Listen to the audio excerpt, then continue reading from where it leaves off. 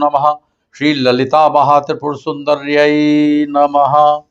साधक वृंद, इस वीडियो श्रृंखला के तृतीय पुष्प में हमने श्री दुर्गा सप्तशती के प्रथम चरित्र के विषय में तथा इसमें वर्णित स्तुति तथा आख्यान का रहस्य जाना। आइए अब मध्यम तथा उत्तम चरित्र का चिंतन करें। श्री दुर्गा सप्तशती के द्वितीय, तृतीय तथा चतुर्थ अध्याय सम्मिलित रूप से मध्यम चरित्र के अंतर्गत आते हैं। इसके विष्णु ऋषि, महालक्ष्मी देवता, उष्णिक छंद, शाकंभरी शक्ति, दुर्गा बीज, वायु तत्व तथा यजुर्वेद स्वरूप है। आइए इस चरित्र के 3 अध्यायों में वर्णित विषयों का परिचय प्राप्त करें। द्वितीय अध्याय में देवासुर संग्राम, महिषासुर द्वारा देवों की पराजय, समस्त देवताओं के तेज पुंज से चंडिका रूप में महामाया का प्राकट्य, महिषासुर की सेना से चंडिका का युद्ध तथा असुर विनाश से देवों में हर्षोल्लास का वर्णन प्राप्त होता है। तृतीय अध्याय में चंडिका द्वारा महिषासुर के सेनानियों सहित महिषासुर का वध का वर्णन किया गया है। चतुर्थ अध्याय में महिषासुर वध से प्रसन्न इंद्रादि देवताओं द्वारा चंडिका की स्तुति प्राप्त। यह स्तुति शक्रादि स्तुति के नाम से प्रसिद्ध है। पंचम से लेकर त्रयोदश तक शेष 9 अध्याय उत्तर अथवा उत्तम चरित्र कहलाते हैं। इसके रुद्र ऋषि, महासरस्वती देवता, अनुष्टुप छंद, भीमा शक्ति, भ्रामरी बीज, सूर्य तत्व, सामवेद स्वरूप है। आइए इस चरित्र के 9 अध्यायों में वर्णित विषयों का लघु परिचय प्राप्त करें। पंचम अध्याय में शुंभ और निशुंभ महासुरों द्वारा इंद्र के साम्राज्य पर आक्रमण, देवताओं द्वारा देवी की स्तुति, देवी पार्वती की शक्ति महाकाली का आविर्भाव तथा शुंभ का उनके पास दूत को भेजने का वर्णन मिलता है। षष्ठ अध्याय में शुंभ के द्वारा धूम्रलोचन को देवी को जीवित या मृत अवस्था में लाने का आदेश, देवी द्वारा धूम्रलोचन वध का वर्णन मिलता है। सप्तम अध्याय में शुंभ के द्वारा चंड और मुंड को देवी से युद्ध कर पकड़ लाने का आदेश देना है। देवी द्वारा चंड और मुंड का वध करने का वर्णन है। देवी की इसी से चामुंडा नाम से ख्याति हुई। अष्टम अध्याय में शुंभ द्वारा रक्त बीज को देवी पर आक्रमण हेतु भेजना, देवताओं की शक्तियों का रक्त बीज से युद्ध तथा काली द्वारा उसके रक्त का पान कर उसके वध का वर्णन किया गया है। नवम अध्याय में निशुंभ वध का वर्णन प्राप्त होता है। दशम अध्याय में चंडिका द्वारा शुंभ के वध का वर्णन है। एकादश अध्याय में नारायणी रूप से देवी की स्तुति की गई है।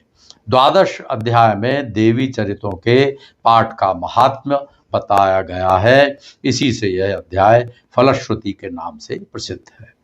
त्रयोदश अध्याय में राजा सुरथ और वैश्य समाधि के देवी की अनुग्रह शक्ति के प्रभाव से वरदान प्राप्ति का वर्णन किया गया है।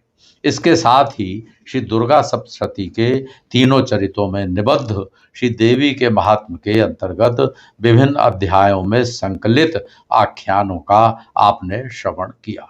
अब इन चरित्रों के आध्यात्मिक रहस्य का श्रवण करें। श्री देवी चेतना रूप में प्राणी मात्र में निवास करती हैं। श्री दुर्गा सप्तशती में बीज रूप में वे ही दुर्गा हैं। देवी महात्म्य के 3 चरित्रों में देवी महामाया के 3 स्वरूपों का वर्णन किया गया है। इस वीडियो श्रृंखला के तृतीय भाग में प्रथम चरित्र की देवता महाकाली कही गई हैं। ये तमोगुण प्रधान हैं। ब्रह्मा जी ने मधु कैटभ नाश के लिए महामाया के इस स्वरूप की स्तुति योग निद्रा के रूप में की है। महाकाली 10 भुजा हैं। इन हाथों में वे विभिन्न अस्त्र धारण करती हैं। प्रथम चरित्र के आरंभिक स्तुति के अनुसार अस्त्र ये हैं: खड्ग, चक्र, गदा, बाण, धनुष, परिघ, शूल, भुषुंडी, मस्तक और शंख। साधकों की जिज्ञासा शांत करने की दृष्टि से हम यहाँ केवल 2 अस्त्रों के विषय में यह मानते हुए बतलाएंगे कि शेष 8 अस्त्रों से आप सभी परिचित होंगे। प्रथम अस्त्र है भुषुंडी। धनुर्वेद के अनुसार इसका स्वरूप है भुषुंडी तु बृहद ग्रंथिर्बृहद देह समुत्सरः बाहुत्रय समुच्छेद कृष्ण सर्पोग्रवर्णवान् पातनम घूर्णनम चेति द्वे गति तत्समाश्रिते। अर्थात यह 3 हाथ लंबा गांठ युक्त तथा स्थूल है। इसका रंग रूप काले सर्प जैसा है तथा उसी की तरह भयंकर भी है। इससे घुमाकर तथा नीचे से प्रहार किया जाता है। द्वितीय अस्त्र है परिघ, जिसके विषय में धनुर्वेद में कहा गया है परिघो वर्तुलाकारस्ताल मात्रः सुतारवः बलैक साध्य संपातस्तस्मिन् गेयो विचक्षणैः। अर्थात है गोलाकार अस्त्र 3.5 हाथ लंबा होता है। इसे विशेष बल से फेंककर दूरस्थ शत्रु पर प्रहार किया जाता है। महामाया के द्वितीय राजसिक स्वरूप महालक्ष्मी का महात्म्य द्वितीय चरित्र में वर्णित है। इस चरित्र में विशेष है महिषासुर के अत्याचारों से त्रस्त देवताओं के तेज से अत्यंत तेजस्विनी नारी रूप महामाया का प्रकट होकर चिक्षुर, चामर, उदग्र, असिलोमा आदि के नेतृत्व वाली असुर सेना तथा महिषासुर का वध। इससे अति आनंदित देवताओं द्वारा देवी का स्तवन।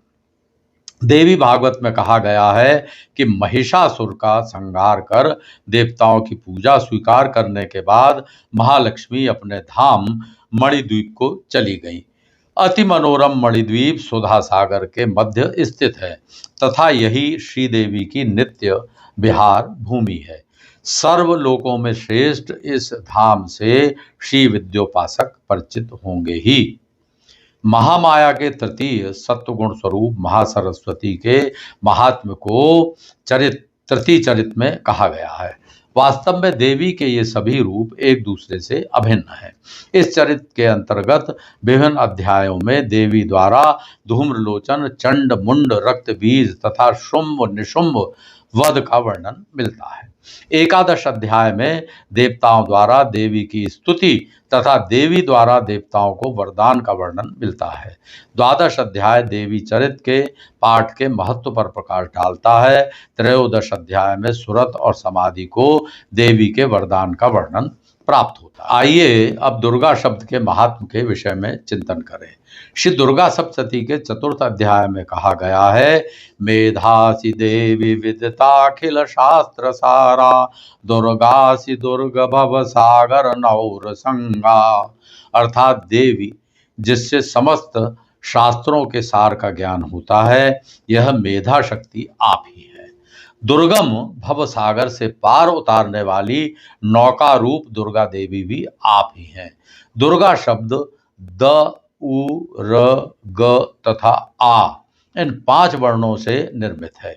इन शब्दों से क्या अभिप्राय है, यह इस श्लोक में स्पष्ट किया गया। दैत्यनाशार्थ वचनो दकारः परिकीर्तितः उकारो विघ्ननाशस्य वाचको वेद सम्मतः रेफो रोग प्रशमनो गश्च पाप प्रवाचकः भयशत्रुघ्न वचन स्वाकार परिकीर्तितः। अर्थात द वर्ण का अभिप्राय दैत्यनाश, उ का विघ्ननाश, र का रोग प्रशमनम, ग पाप संताप तथा आ से अभिप्राय महाभय शत्रु भय के विनाश से है। इसी प्रकार 5म अध्याय की स्तुति में भगवती दुर्गा को दुर्ग पारा अर्थात दुर्गम संकट से पार उतारने वाली कहा गया है। श्री दुर्गा सप्तशती का 12 अध्याय देवी महात्म्य पाठ की फलश्रुति है। इसका प्रारंभ श्री दुर्गा के इस श्लोक से होता है, जिसमें उनका ध्यान इस प्रकार किया गया है। ओम विद्युद्दाम समप्रभां मृगपति स्कंद स्थितां भीषणां कन्याभिकरवाल खेट विलसद्धस्ता विरासेवितां हस्तैः चक्र गदा शिखेट विशिखां चापं गुणं तर्जनीं बिभ्राणाम अनलात्मिकाम शशिधराम दुर्गाम त्रिनेत्राम भजे। अर्थात मैं 3 नेत्रों वाली दुर्गा देवी का ध्यान करता हूँ। उनके श्री अंगों की प्रभा विद्युत के समान है। वे सिंह के कंधे पर विराजमान भयंकर प्रतीत हो रही हैं। कन्याएं हाथों में ढाल और तलवार लिए उनकी सेवा में खड़ी हैं। वे अपने हाथों में चक्र, गदा, तलवार, ढाल, बाण, धनुष, पाश और तर्जनी मुद्रा धारण किए हुए हैं। उनका स्वरूप अग्निमय है तथा वे माथे पर चंद्रमा का मुकुट धारण किए हुए हैं। अंत में हम रक्त बीज वध के रहस्य का चिंतन करेंगे। क्रोधवती के गर्भ से उत्पन्न रक्त बीज शुंभ निशुंभ का भांजा था। भगवान शंकर से उसे वर प्राप्त था कि जब उसके शरीर से पृथ्वी पर रक्त की एक बूंद गिरती थी तो पृथ्वी से उसी के समान दूसरा असुर उत्पन्न हो जाता था। युद्ध में शस्त्रों के आघात से उत्पन्न उसके रक्त बिंदुओं का चामुंडा ने बिना पृथ्वी पर गिरे पान कर लिया। इससे वह असुर रक्त शून्य होकर विनष्ट हो गया। रक्त बीज वध के आख्यान का आध्यात्मिक भाव है कि रक्त बीज मन की बहिर्मुखता का प्रतीक है।